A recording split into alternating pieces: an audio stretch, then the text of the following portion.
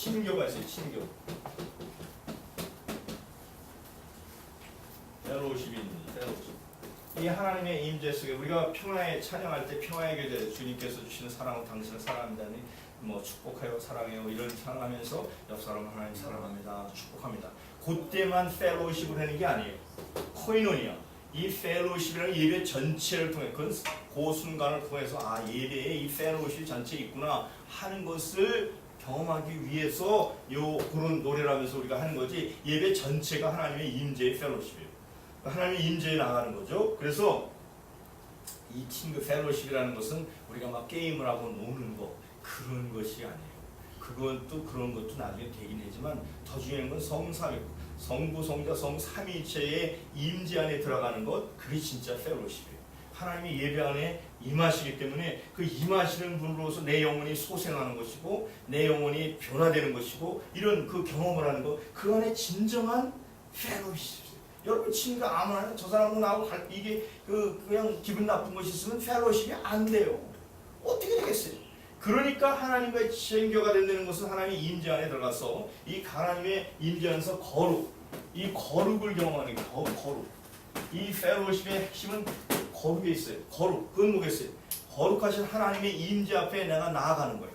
그래서 거룩하심은 공부해서 배우는 게 아니고 노력해서 얻어지는 게 아니에요. 거룩하신 하나님의 향수를 여기다 많이 뿌리면 그 안에 있으면 향수가 내 몸에 이렇게 드는 것처럼 거룩하신 존재 앞에 갈 때 거룩함을 내가 받는 거예요. 그래서 예배가 중요하고 예배의 임재 앞에 나가는 거예요. 이 거룩함의 임재 앞에 나가서 우리는 안 보이죠. 그러나 우리 주님께서 임재하고 계셔요.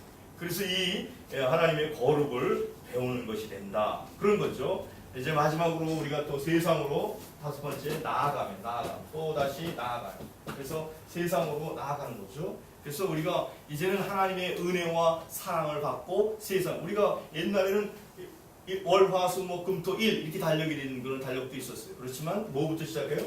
주, 일, 월화수목금토일 뭐가 주님의 날이 강박이에요.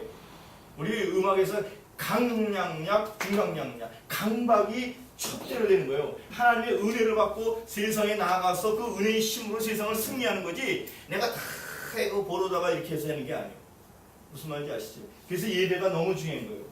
이 예배로부터 강박으로서 은혜를 받고 내 그 힘으로 세상을 나가는 거예요. 그래서 워십 서비스 하나님을 워십 서비스함으로 인해서 하나님의 능력과 은혜를 받고 세상에 나가서 서비스 봉사도 같은 서비스 이게 그죠? 같은 서비스 세상으로 나아가서 이제는 주님의 손이 되고 발이 돼서 세상을 섬기러 나가는 거예요. 그래서 세상을 섬기면서 하나님의 로드십이 임재가 있고 은혜를 경험한 걸 가지고 와서 하나님 감사합니다. 전쟁에 싸워서 승리했습니다. 이것을 가지고 주님 앞에 감격의 예배를 드리는 거예요. 이것이 예배. 이 그리스도인은 두 개뿐이 없어요. 와서 모여서 예배, 그 은혜 받은 것을 세상에 나가서 썰고 이런 거. 이게 예배. 그래서 우리 예배는 셀러브레이션이 되는 거예요. 셀러브레이션이 되는 거예요. 셀러브레이션. 이 생명의 하나님의 셀러브레이션은 하나님의 인재와 하나님의 승리와 하나님의 역사와 능력에 대해서 경험한 그것을 축제해야 되는 거예요. 교회 왔는데 장례까지 이러면은 그건 예배가 아니에요. 이 부활을 경험한 우리들은 어떤 죽음의 수용소에서도 찬양할 수 있어요. 코리텐분 여사만 한 게 아니에요. 정말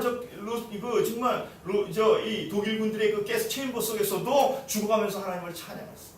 왜? 하나님의 부활의 생명을 경험한 자들은 찬양할 수 있게 됐어요. 그래서 저 카타콤의 지하 동굴 속에서 하나님을 예배할 수 있었고 이 중국의 공산혁명이 있을 때도 그 지하에서도 예배할 수 있었고 저 북한 지하에서도 지금도 예배할 수 있어요.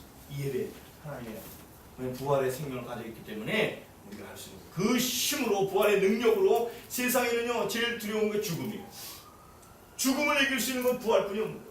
결국 이 부활하신 주님으로 인해서 승리하는 삶을 나가는 거예요.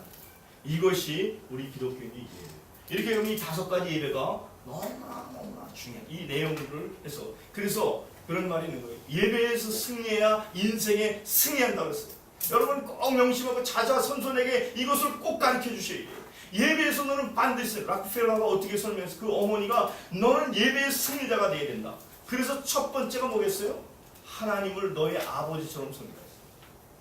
그 예배 때는 맨 앞에 일찍 나와서 앞에 자리 금자리 뒷자리 이런 말에서 그거는 정성을 다해서 앞으로 준비하고 그런 뜻이지 뭐 뒤에는 하나님 임재가 없고 앞에만 있겠어요? 그런 뜻은 아니에요. 그러나 내가 15분 전에 와서 준비하고 이렇게 하고 우리 할머니 토요일이면 주일 준비해서 토요일 저녁은 목욕하시고 한복 개켜놓고 10일 헌금 준비 다 다려서 다 해놓으시고 주일 아침 되면 새벽부터 낮 예배 드리고 저녁 예배 드리고 하루 예배 드렸어요.